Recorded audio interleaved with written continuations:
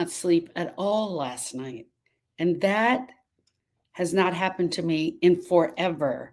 But I didn't sleep last night. And so what you're getting is a very tired Sharon talking about grief this morning. We're going to talk about grief, a broken heart. Hey, Becky, this is what happened. I haven't eaten a lot of carbs in a very long time. But yesterday, I'm going to give you guys TMI. Yesterday, we went to Costco with the twins, and I ordered a pizza for dinner. Don't know why, but I did it. And the pizza came out hot. And so I took a bite, and it was so good. I took another bite, and I took another bite. And this is what I want you to know, that it was amazingly good, and I thoroughly enjoyed it because the bread was hot. But that bread made me so sick last night. I was up from 1 o'clock on. So when you're seeing me tonight, what you're seeing today is a very tired person who did not sleep all night. I finally went back to bed at 5 o'clock, and I'm up already this morning. But because I promised you guys that I would be here, and I'm so excited to be here. Okay, this is a morning teaser. This is a morning teaser, and what it is I'm going to actually be sharing what I'm going to be sharing tonight in Grief Study Hall. That's what I want to be talking about. Also, I should be able to be on the live in the computer. Thank you, Suzanne, for telling me that I needed to clean it up, and so that's what I did last night. Good morning. If this is your first time here, my name is Sharon Brubaker, and I'm the owner of the Grief School. The Grief School is the place where healing begins. The Grief School is the place where healing begins. Suzanne, I don't know if you heard me say thank you. I cleaned out my computer sometime around 3 o'clock this morning. Study hall is 7 p.m. tonight. Yes, I'm okay. I'm okay. Grief School is the place where I teach you how to move beyond the pain of grief. Listen to me when I say that, because I want to say it out loud for all of you in the back. Grief School is a place where I teach you to move beyond the pain of grief.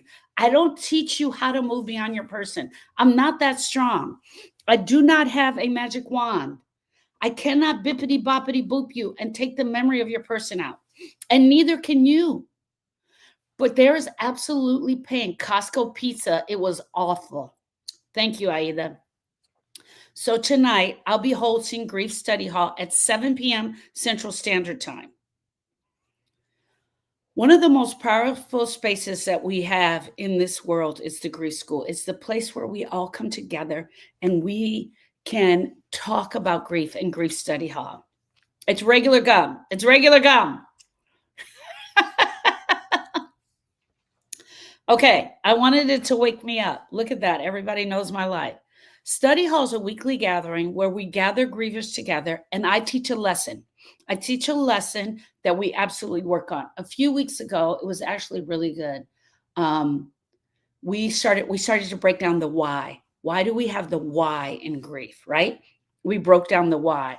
The another thing that we've broken down is in Grief Study Hall is whether you should say death, my person died, or they passed away. That is another thing. Like we grab onto, there's a beautiful lady in Grief Study Hall. She gives me these amazing questions, and then I create lessons out of them. And so that is one of the things that we do in Grief Study Hall. And we're doing that tonight at 7 p.m. If you are a member of the Facebook group, you can just click into the Zoom link there. If you're not, go to the link in my bio, go to the picture, go to my picture, hit it twice, hit the picture, hit it a second time, and then click on the link that says click here for hope and join the Facebook group, because that's where we will start from there. The Grief Study Hall is only on Zoom. It is not in the live and it is not recorded. And I do that on purpose because people have intimate things they want to discuss and talk about. So we do not record and we do not go on live. Miss Angelica, I'm sending you love, my friend. I'm sending you love, you and Anthony. I'm sending you love. I know it feels like you're going to die. I know. My heart to yours, my friend. My heart to yours. Becky says study hall really helps. I love that you guys are there. I love that you're there and participate. Tonight I'll have a homework assignment. So today is the teaser. This morning is the teaser for Grief Study Hall. I started to move Grief Study Hall around, and this is the truth. I started to move Grief Study Hall around so that everybody could get a chance to experience it. But here's what I found out. I'm causing major confusion. People don't know whether to come into the live or not. They don't know what time it is. They don't know what's going on. So here's what we're going to do. Here's what we're going to do. We are going to put it back at Tuesday at 1 o'clock, and that's where it's going to land, and that's where it's going to stay. So next Tuesday, 1 o'clock, Grief Study Hall will be back at its regularly programmed time. Debbie, do not say yay. Do not say yay to me. And you guys are going to start seeing that I have more regularly programmed stuff so that people are not asking questions.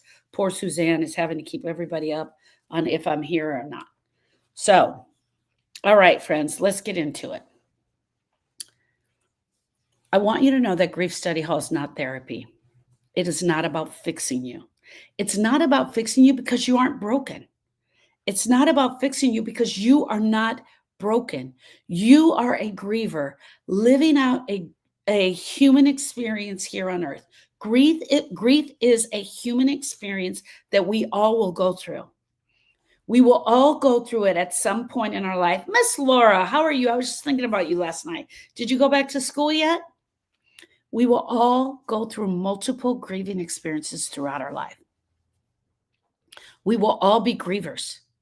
We are all grievers that will go through grieving experiences. Grief was designed for us to go through and come out the other side. It was never designed for us to be broken. It was never designed for us to stay there. Hey, Kay, grief was never designed for us to stay there. It is not a place to park your ass. Grief is not a place to park your ass. It is an experience that you are supposed to go through. Hear me out, friends, when I say this. Your person dies. You feel so broken. You don't know how you're going to do this. You don't know how you're going to survive it. That's why the grief school. That's why I talk to you about grief. That's why I break it down for you. My goal is to help you with this, the pain, the brokenness of your heart. That's my goal, is to help you here.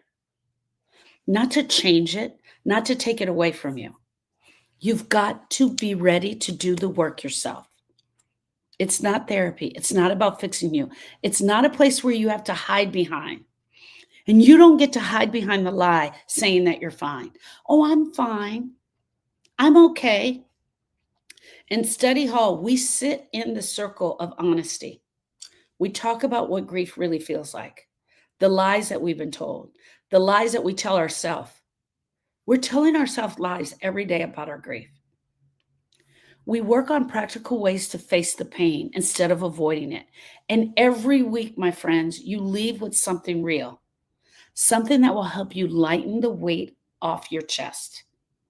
And tonight, our focus is going to be on why lying about your grief is keeping you stuck. And this is just the little teaser, but we're going to be talking about why lying is keeping you stuck. All right, here we go. Lying about our grief is keeping you stuck, and you've probably caught yourself saying, no, I'm okay. Sound familiar? Yes. Sharon won't let you say you're okay if you're not. No, you got to tell your truth. Number one, hey, Monette, there's my friend. Number one, you've got to tell the truth about grief. I'm hanging in there. I'm doing okay. This is really tough, but I know I'm going to make it through. And the whole time, you don't even believe the words that are coming out of your mouth. These are little lies that seep out of our mouth. Why? Because we want to make the other person feel comfortable. Can you imagine if someone said, hey, Sharon, how's the grief? This is the worst thing possible. If I were to say, it's the worst thing possible, I don't think I'm going to make it out the other side. I can't do this. I can't do this. I can't breathe right now. I can't breathe. Please, please help me. Please, please help me. I can't do this right now. You would scare the crap out of the person standing in front of you. Underneath, when you say, I'm fine, that's what you're thinking. That's what you're feeling. You're breaking. You're putting on a mask to keep them comfortable. And when you put on that mask to keep them comfortable, I promise you, you're keeping yourself from moving forward. You're keeping yourself from healing. You're keeping yourself from moving forward. Hey, Duda sister. That's what we're talking about today in Grief Study Hall. Why lying about grief will keep you stuck. How many times have you told someone that you're fine this week? How many times have you told someone you're fine this month? How many times have you lied to yourself? Because, friends, here's the deal. You're not only lying to them, you're also lying to yourself. You're lying about grief. Grief doesn't always look like a dramatic performance. Sometimes it's just sad. Sometimes it's that you haven't found, you're not exactly happy, or your life is just not as fulfilling as you'd like it to be. Think about that. Your life is just not as happy or fulfilling as you would like it to be.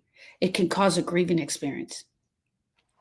Sometimes it's as small. Sometimes the lie is as small as forcing a smile when you know you don't want to smile. I'm going to smile because I know that's what she wants. Or you fake laugh at a joke. And then they turn around and you do that. You fake laugh at a joke but you're really screaming inside. Lying is survival. Sometimes we feel like we have to lie to survive. But being in the survival mode is not healing. Tonight in Grief Study Hall, we're going to look at the automatic lies that are building up inside of us, that we just have them inside of us. They're like built-in walls around the pain. So you got your heart and you got these built-in walls around the pain. I want to break down the difference between I'm fine, I don't think about them anymore, I've moved on, and why you are holding back. What's the most common lie you hear yourself telling about the grief? I'm fine. Feelings inside never expressed. Oh no, I'm fine. Excuse me. Why we lie. I want to talk about why we lie real quick. We lie because we think our grief will make others uncomfortable. We think our grief will make others feel uncomfortable. And here's the truth. It probably will. Our grief will make them feel uncomfortable. We lie because we don't want the pity. Debbie, we don't want the pity. We don't want them to pity us. We lie because we've been told to be strong. We've been told over and over again to be strong. We've been told to be strong. We saw our parents be strong. Be strong is the only tool we have. And so we grab onto that be strong and we live it like none other. Sometimes even the lie becomes the truth. Sometimes even the lie becomes the truth because it feels so right. It feels so right to us. Miss Monette said, we have to keep our image up. But every time you lie, you silence your grief. Every time you lie, you silence your grief. And every time you silence your grief, you push it deeper down. Look at the connection there. Every time you lie, you silence your grief. And every time you silence your grief, it doesn't disappear. It starts to pile up. It just goes deeper down and it starts to ferment. Tonight, I want to talk about the fear of being judged by others.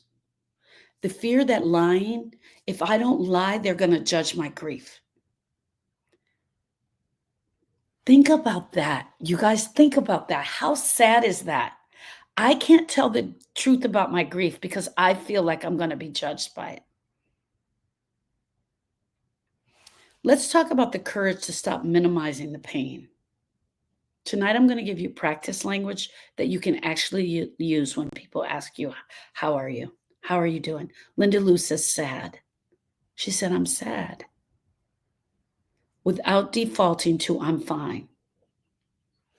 Who are you most afraid of being honest with in your grief? Listen, I miss all the shit. I miss all the shit, sisters. Uh, who are you most afraid of with being honest in your grief? Is it someone really close to you or is it yourself? Perfect answer. Duda sister says myself. Linda Lou says myself. If I'm really telling the truth about my grief, if I really slow down and tell the truth about my grief, I have to admit some things. Becky says, my husband. That's huge, Miss Becky. I have to admit some things that I never wanted to admit before. I have to admit things in my grief that I never wanted to admit. I have to start telling the truth. And when I have to start telling the truth, that means I have to look inside. And when I look inside, it's ugly. Here's the cost of lying. Pretending doesn't erase the pain. That's the thing that's the most important. It buries it. And it buries grief. Buried grief doesn't heal. It hardens. It hardens like a rock. And you end up carrying the weight. I wrote in the notes here in your chest, but it's not in your chest. You throw it into your backpack. We all have, and this is one of the things I teach in Forever Change, we all have this imaginary backpack that is full of the shit. And the shit is hard rocks of pain that we've never dealt with. In study hall tonight, I want to talk about the physical cost of lying, why your body aches when you shut down the tears, why your head pounds when you smile through the pain, and what it feels like when you finally let honesty out, when you let it come out of your mouth. Suzanne said the backpack, the wagon, the semi truck that you're carrying behind you. We didn't even know it was there. We didn't even know it was there. EK says, oh, I could say so much about the mental and physical effects of living a lie. Hey, Miss Joanne, good morning. Hey, Fly Girl. I'm afraid of crying. Gail, why? Why are you afraid of crying? I think I know what your next answer is going to be, but why are you afraid of crying? And because you're afraid of crying, do you never let it in? I'm not afraid of crying. The tears don't readily come for me anymore. I think since I've gone through the change, the tears don't readily come. There were a couple times this week. It hurts so much. There were a couple times this week in the funeral with Lawrence. One was taking my mom to church because I would go to Arizona. I would take them to church, and so being at the church, my heart was filled with the spirit of Him. And I just had to let it be. I just had to let the emotions be. The outside emotions of the crying weren't there. Miss Gail, I'm going to make a note of this because I want to talk about this tonight. But one of the reasons that it hurts so much is because you never got to the end of it. Gail, crying. Okay, what do I mean by that? Sidetracked, everybody. I'm sidetracking. When we go to the pain and we allow the crying serves a purpose. Number one, our tears are filled with enzymes that help us move the emotions. So that the actual grief tears are filled with enzymes that help us move the emotions. I'm going to put tears so I can talk about that tonight. But when we cry, it's to help us move the emotions. The tears serve a purpose. The tears serve a purpose. She says it hurts too much. It hurts so much. If you just touch the surface of the pain, if you're just touching the surface of the pain, it just goes like this. You just touch it and it just goes, and it just lands there. It just stays there. And it starts to grow. It starts to grow like the blob. And then the next time you start to cry just a little bit, all of that blob that was there from before, it also comes up. But you don't get it all the way out, so it grows a little bit bigger and it just goes back into the pit of your stomach. And the next time you want to cry, it brings all of this up, but you don't cry it out. And so it actually gets larger, and then you don't cry, so it drops down. What happens when we don't release the pain and we don't go all the way through the pain and let it come out? What happens is that it just keeps getting bigger and bigger and bigger. And every time we attempt to touch it or go near it, it becomes so overwhelming that we can't.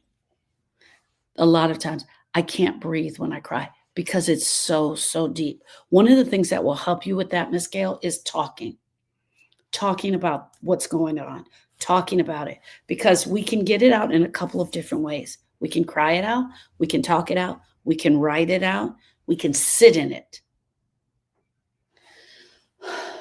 Just sit in it, call it out for what it is, name it, add an emotion to it, sit in it, brain dump it, journal it, talk it out, share it with somebody, and cry it out. So it has other ways to come out. Crying isn't the only way.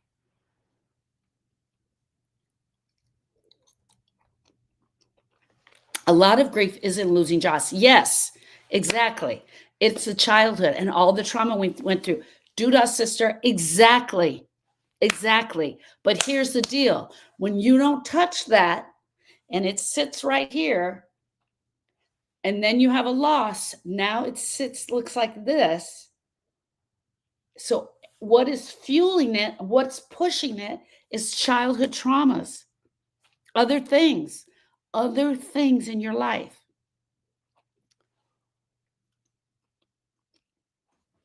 I never got to say goodbye to Ian, and when I think of that, crying gets even worse. I never got to say goodbye to Ian is a thought. But when you think the thought, I never got to say goodbye to Ian, what emotion comes up for you? Hear me out, friends. There's two types of grief. Look at me sidetracking.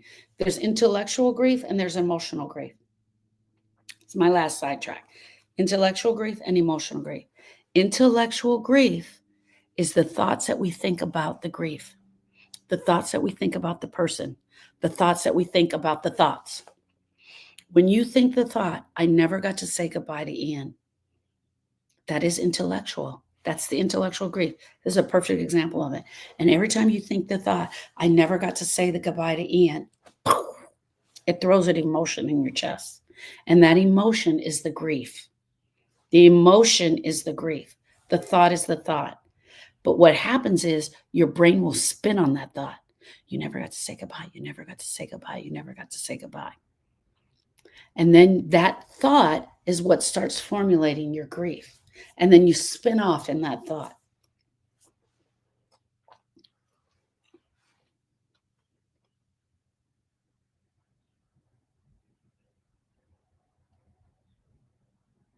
Sharon, I haven't slept from pain yet. I haven't slept from pain yet. To go to study hall. We just go to the Facebook and join the Zoom, right? I'm going to have her add it in the Zoom link in the Facebook group today. I never heard that before. Which part did you never hear? About crying? Miss Gail, you never heard the part about crying? About grief pain? Probably. I agree that you've never heard it before. You know why? Because we don't teach grief. We don't teach grief. I'm not yelling at you, I'm yelling at the world. We don't teach people how to grieve. We don't teach women how to move beyond the pain. Okay, I would love it. It's 7 p.m. Central Standard Time. So it's 5 p.m. Pacific Time and 8 p.m. Eastern Time. We don't teach people how to grieve. One of the things, Miss Gail, I don't know if you guys know my story. I'm still on the sidetrack. I don't know if you know my story. Emotional and intellectual, yes. Yes, you've never heard that before. No, you haven't. Because I'm the one that teaches it. I'm the one that put that together.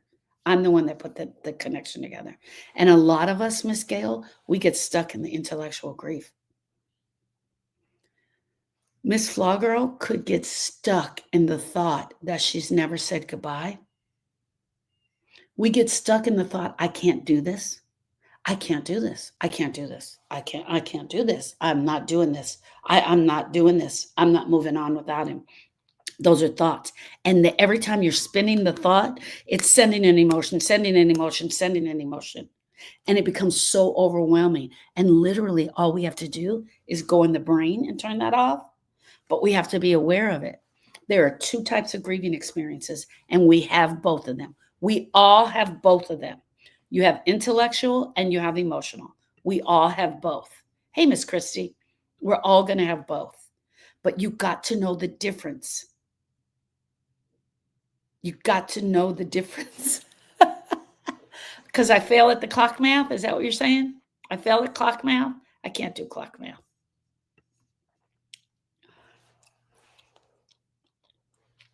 We have to know the difference between intellectual grief and emotional grief. Emotional grief is the part I help you with. I teach you intellectual grief. I teach you intellectual grief so you can be aware of it and you can be on the lookout for it. Emotional grief is where healing begins. Emotional grief is where the pain is. There's not pain in intellectual grief. There's just a lot of thoughts wreaking havoc on you. Here is where the pain is. Here's where the pain is. So we're going to talk about the physical cost of lying, why your body aches, why it shuts down the tears, why your head pounds when you smile. Where in your body do you feel the weight of your grief? Where have you been hiding that weight? Where's the weight of the grief hiding in you? This is why I created the Forever Change Intensive. Because lying about grief doesn't heal, but telling the truth in a safe place is what does. Is what does. I definitely have both parts of grief. Yes. Here's the other thing, Flaw Girl. This is just me. Gail says in her chest. Yeah, this is just me. And I want to throw this out. Because you're not getting a lot of support in the grief and you keep getting those comments where people are judging your relationship with Ian. I believe that you live more on an intellectual level than an emotional level. I think you do plenty of emotional level grief, but I think that you've had to survive in the intellect. And that can keep us stuck. And you're not the only one. That happens to everybody. It happens to everybody. It happened to Erica. And that's how I found this. That's how we first found this, because it happened to Erica after Donovan. It happened after Austin as well, but we didn't identify it. We didn't know what it was. Debbie said it's going to be a great study hall because pain and pent-up grief is real. Yes, it is. What can we do instead of lying? The opposite of lying isn't oversharing. The opposite of lying isn't oversharing with strangers. You don't get to go into the grocery store and talk to the teller all about your grief and tell her how your child died by suicide and tell her how you were the one that found your child and how it's been 10 years and how you haven't gone beyond the pain, but you're buying this honey because it was the honey that your daughter really likes and you give it to your grandchildren now. You don't get to do that. That's not going to help you. That's probably going to make you feel worse by the time you walk out. It's choosing honesty in a safe place. It's choosing honesty in safe spaces. It's giving yourself permission to say, this is hard. This is hard. I miss them. Go to the Facebook group. So go to my, Angelica, go to my picture, tap it twice. Tap my picture, tap on the thing that says, click here for hope. Click on the thing, tap on the thing that says, click here for hope. On the thing that says, click here for hope, join the Facebook group. I usually say I'm hanging in there. Okay, Miss Gail,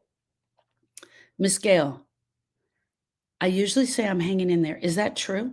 Are you hanging in there? Are you saying I'm hanging in there when you're not really hanging in there?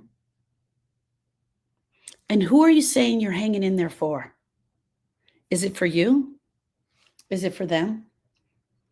Is it so that other people in the room don't hear it?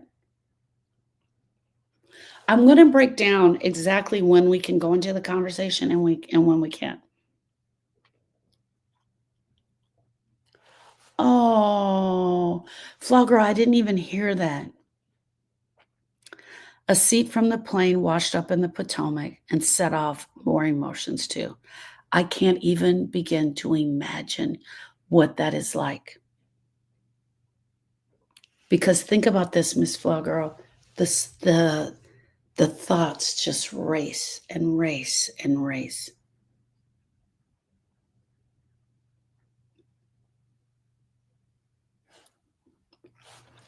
Gail says it's for them. I remember, Flower Girl, this is not, I'm not comparing my grief to yours, but I remember thinking, was he scared? Was he scared?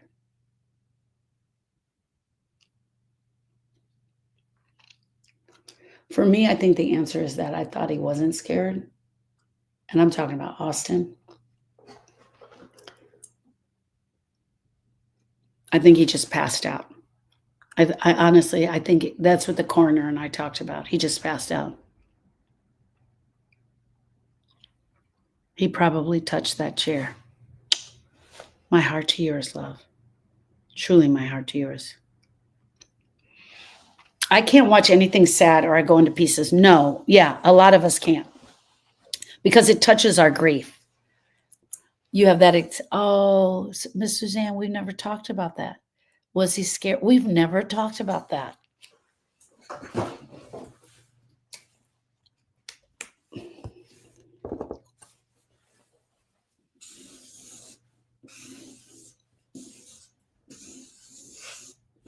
Here's your grief. Remember I said it's in your heart. It doesn't take up your whole heart, but it really takes up a big portion of your heart. Here's your brain where the intellectual grief lives, right?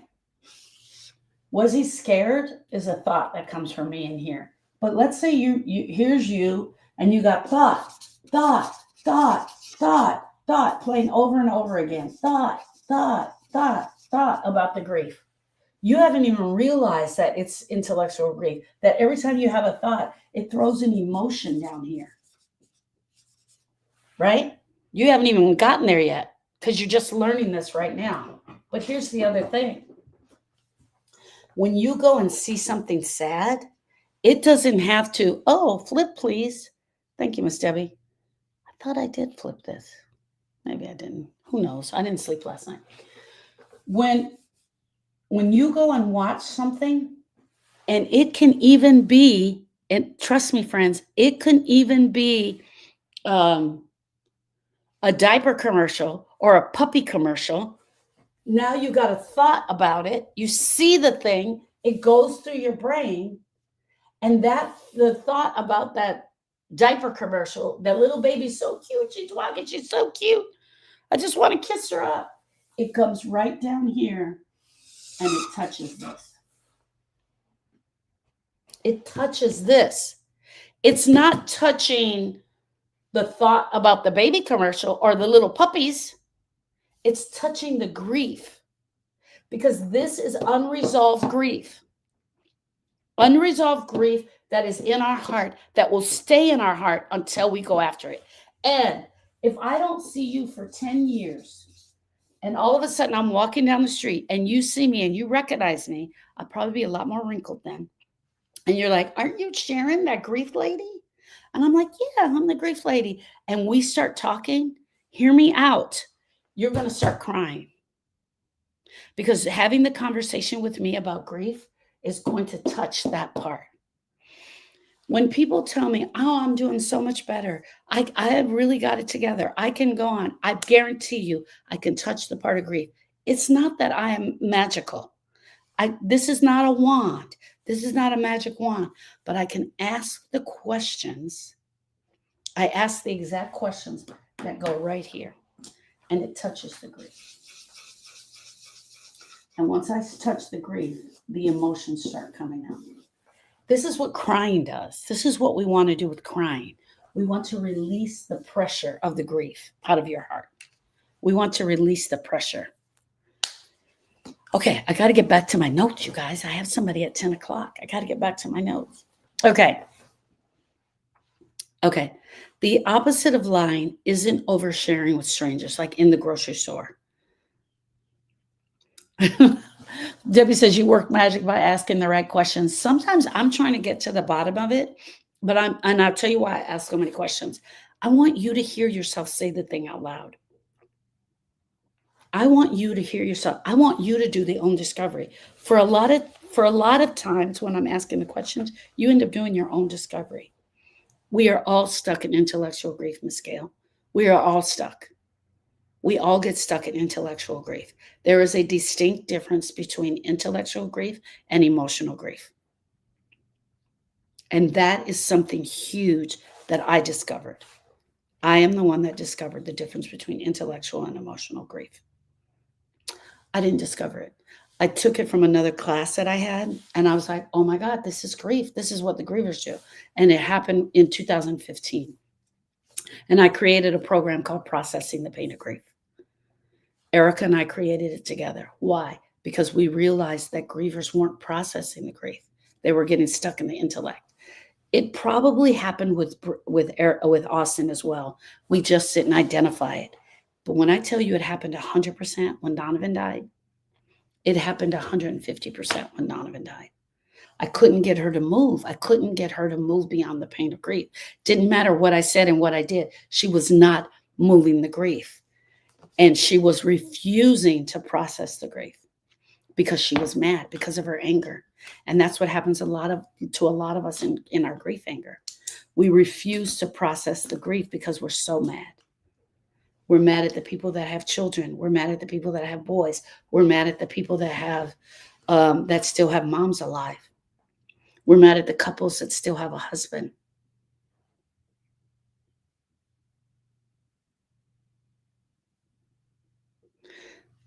Miss Monette says, I try to be helpful, but everyone's stuck in the stages because we bought into the stages, which is a lie. We bought into the stages.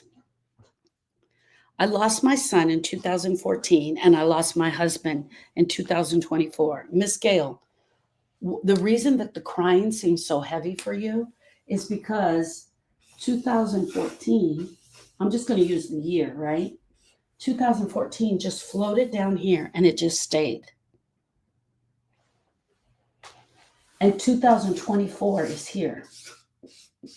This is fueling this. This is fueling this. These two, it's like you have kindling. You have kindling for the fire. 2014 is fueling 2024. It could even be in reverse at times. It could even be in reverse. But then you have thought, and then emotion, and you go down here, and it's so freaking heavy. Look how much of your heart is taken up with that. Look how much of your heart is taken up with that. It's huge, the amount that's taken up with that. You don't even know where to process it. You don't even know where to start processing it. It becomes exactly what you see here, this mess that I've drawn. It absolutely does. Debbie says, I'm still seeing stages on social media. Yeah. Brain dumps help me get out. If you want to know about brain dumps, click the link in my bio. So click the picture, and then click on the link that says click here for hope and download that grief shit. It's an ebook that I wrote I was going to take it off the market. It's free. So go ahead and download it. I was going to take it off the market last week, but I haven't gotten around to it because I need to make some changes in it. And it will no longer be free. So get it today. Get it while you can. Thank you so much, Sharon. I will try and join tonight. Flying today, layover tonight. Oh, man, that's so cool. What Miss Monette is talking about, Miss Gail, is brain dumps. That helps you get out of the intellect. It helps you get out of the intellect and find where you're stuck, and that's in there. Life After Loss, she said, it's been a long time. I love the title. That grief shit, because it goes along with my book, The Grief Shit. Grieve that shit. All right. Okay. So tonight in study hall, how to replace the I'm fine with the honest. Am I hot? Ha! Ha! How to replace the I'm fine. How to set up boundaries with people who can't handle the truth. How to create small moments of honesty with yourself, even when you're not ready to share. And this is what we're going to talk about tonight. When we stop lying, we start healing. When you stop lying, you start healing. Truth is what loosens the chains around your chest. Truth is what gives you air when you feel like you can't breathe. Truth is what gives you air when you feel like you can't breathe. Truth is what connects you back to yourself. It connects you back to yourself. You are forever changed. Whoo! You are forever changed. I promise you. When you have a loss and a death, you are forever changed. But what does it mean? What does it mean for you to go through the grief and understand the difference between the intellect and the emotion and processing the grief? What does it mean to process the grief? In Grief Study Hall, we're going to talk about how telling the truth strengthens the connection. You'll see, you will get to see how honesty can turn the isolation into a community. That's what's happened here. We're building a community. How to get your power back and move forward.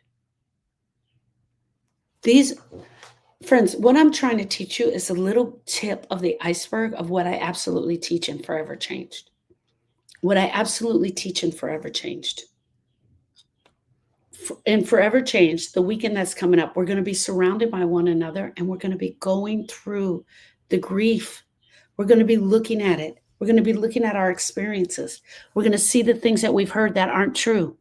We're going to understand why people are judging us, why we feel people are judging us, because we break it all down. Yep, it's holding it in.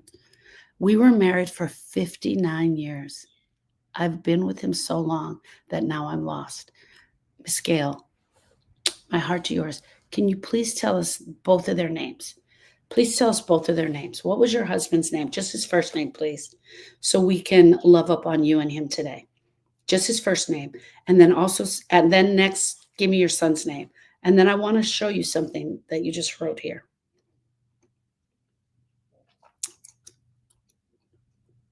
Just his first name.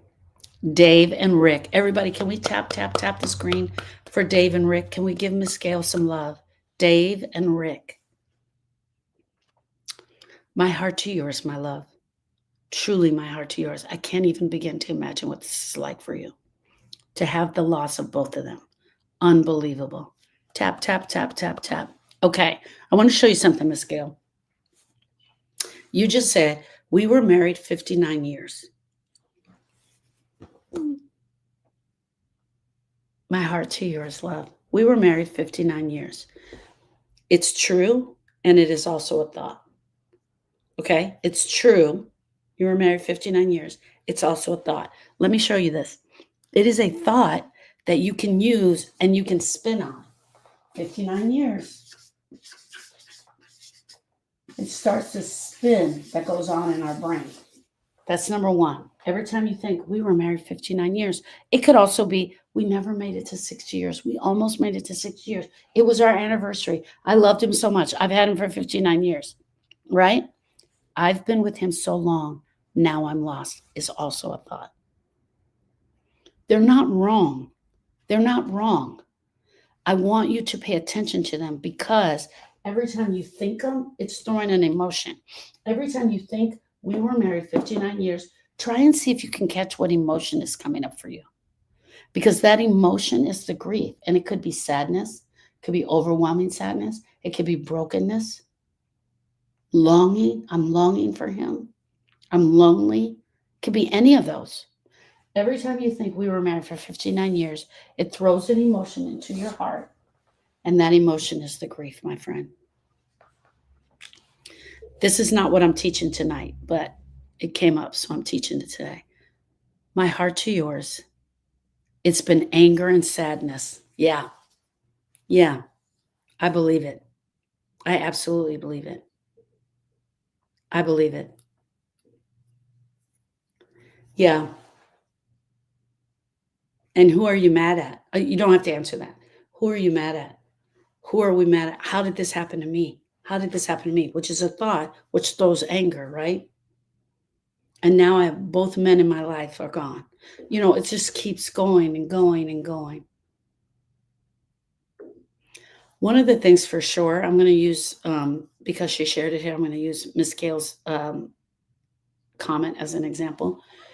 When you come into the grief, yes, it does. When you come into the grief school, one of the things that we're looking for is other grief that is attached to your current loss.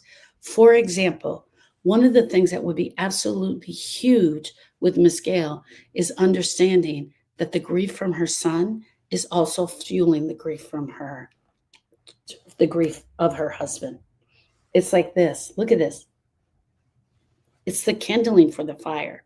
And every time you touch on something that touches that kindling, it just fuels it. It's the reason that you can't cry is because it's so overwhelmingly heavy. It's so overwhelming. And I would imagine you probably have a thought, if I start crying, I'll never stop. I'm not going to be able to stop this. So nobody wants to hear this. Nobody wants to see this. So I'm just going to go sit over here and be quiet. And then you're pretending that you're okay for everyone because you have to. Ms. Mona said, I said that. When you lie about your grief, you don't just say that you're stuck. You also disconnect from people who care about you. Nobody can meet you where you are if you won't tell them where you are. And so we put on this mask of pretending so that we can win the Academy Award on grief. Oh, and the award goes to Sharon for all of the faking that she's done, all of the things that she's done to prove to people that she's okay. We could win an Academy Award for the way that we've shown up, just as if we're okay. We can win an Academy Award day in and day out. Look at that. Look at Miss Suzanne. When people say a year, I count now to see how long it was when my grandson died. 2014 to 2025, it's been 11 years. When people say a year, I count now. So when they say the year that their person died, then you start doing that. You start doing the math. You start doing the grief math. Grief math is something we talked about last Monday. So is that what you're saying, Diesel D? When people say the time, then you start doing the math. My heart to yours, love. No, that's not crazy. Are you kidding me? No. Grief math is not crazy. When they say any year, then you start doing that. No, it's not crazy. Because what happens is we don't touch it. We don't touch it a lot, and so we push it down. Someone explained to me where to find the link for Grief Study Hall on Facebook. I can't find it. It's not there yet. She'll post it a little bit this afternoon. So just make sure you join the group. I think you're already in the group, my love. You're already in the Facebook group, so it'll come up there. It'll come up there. And then I'll do this. Just before Grief Study Hall, I'll jump in here. Okay, perfect. Just before Grief Study Hall, I'll jump in here. And I will show you guys how to get on. It's not there yet. She'll post it today.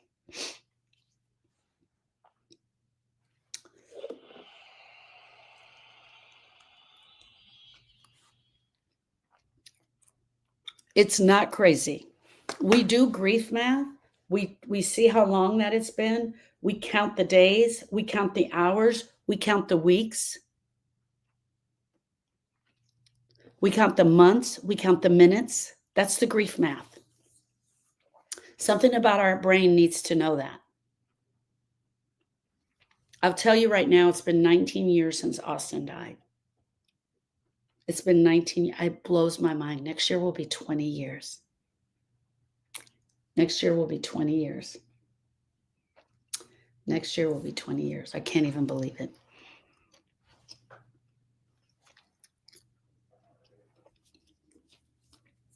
You're very welcome. I do that a lot. Something about your brain is having to keep track of the number. Why? Why do you have to keep track of the number? Yes, you can ask such a question.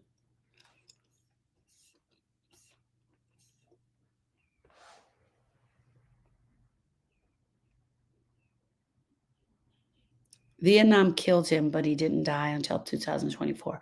Oh, man. Oh, man. Miss Gail.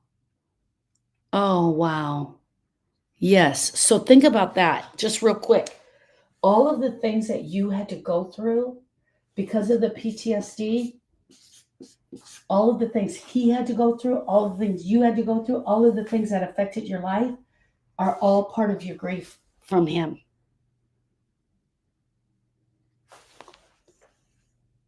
Hold on, I want to remember his name.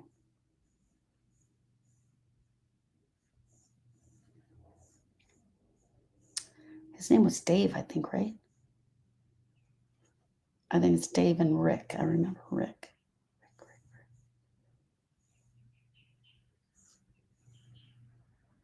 I think you said Dave.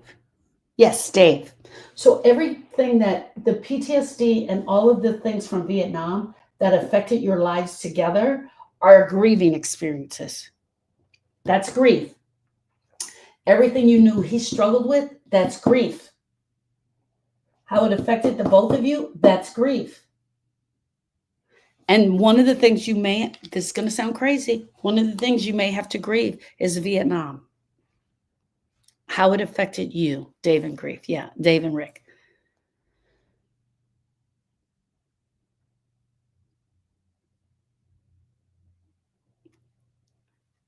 Someone says a year, and then I start adding. I don't know. I don't know. Why do you start adding every time? I don't know. I'd have to sit with you. Hey, Pauline.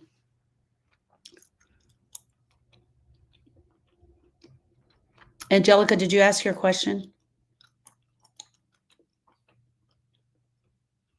Oh, okay. How did your grief change in the last 19 years? And what does that feel like? Okay. When Austin was gone, probably around the 9th month, it was around the 9th month, is when, let me get rid of this gum. It was around the 9th month that that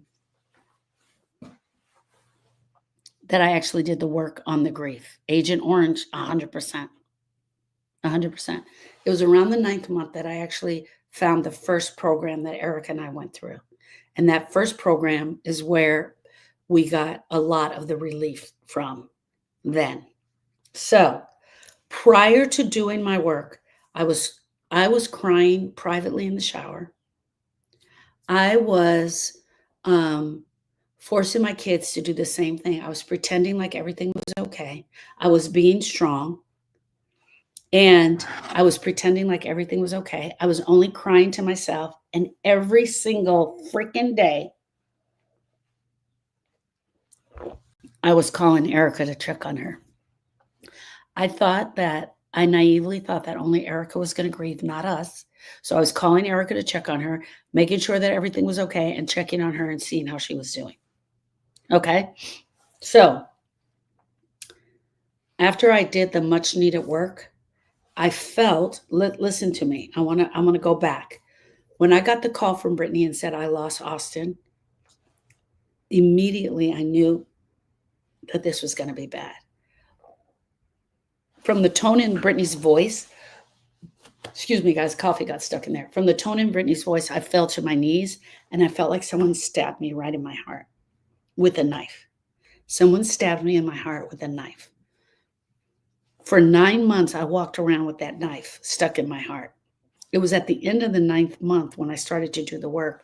It literally felt like someone reached in and pulled the knife out of my heart. You guys see this? You see Miss Gail's heart? You see the grief? I wanted to point that out because that's the heart.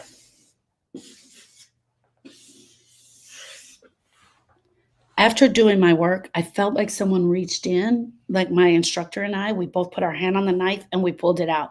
Imagine pulling a knife out of your heart. That's how bad it hurt. Doing the grief work was like that. It was like backing the knife out. When I was finished with the work, the hole that knife caused is forever there. This doesn't go anywhere. This doesn't go anywhere. The hole is forever there. That's where the knife stabbed me clear through my heart. For Miss Gail, if she were to do her work, it would look like this. She's going to have two holes. But something fills in this hole. Something fills in this hole, and that's the love. I feel like I have more love for Austin. I can love him where he's at. I love 10-year-old Austin.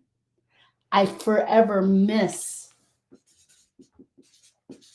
20-year-old Austin. I miss 30-year-old Austin. I miss him, and I will miss him forever. But in my heart, he's still a little boy. Where Donovan was, his brother, forever I will miss him. But what filled in there is love. What does that mean? That means I can look at pictures of them. I can talk about them. I can share about them. I can share those pictures. I don't break down and cry. I don't break down and cry every time something happens. Thank you, Aida. I don't break down and cry every time something happens. I don't break down. Do I still cry for them? Yeah. Not so much a cry, actual tears, but I miss them and I long for them. I miss them and I long for them. What filled in my heart is love. I can talk about my dad. I can talk about Sharon. I don't fall apart every time I talk about them. I don't feel the heartstring. So sometimes what happens, it feels like this, you guys, and we have multiple heartstrings, right? Every time I mention them, it's like, oh. And so yes, I can talk about them. I can look at their picture, but it's like, I can feel it here. I don't feel a pull on my heart. I don't feel this pull on my heart. That's gone. Because what I did was I came in here and I disconnected it. I got a scissors and I cut it. So the strings are still there. I still remember every aspect of their story. I remember every aspect of the grief. But the connection has been cut. There's no connection right here. And what filled in was love and kindness, and the Austin story, because that's what I mostly share. I share the Austin story. I share everything about Austin, everything about him, because he's the one that helps me give back to you guys. He's the one that helps me find you. At 2 months, I did months, weeks, days, minutes, and seconds. We have grievers in here who have been doing that for years. For years. We all process it differently. I do count sometimes, but even seasonal changes make me remember, etc. Yeah. Yeah, because yesterday it's turning to be fall here. I'm in Frisco, Texas. It's turning to be fall here. And so walking outside, I don't know, just seeing those leaves, it's just makes something just brings up the grief. Okay, guys, I got to jump off. I love you all. I'll see you tonight in Grief Study Hall. Look for the post. It'll be later today in the Facebook group. Yeah, those leaves moving is something, isn't it? All right. I love you. I'll see you guys tonight. Thank you all so much.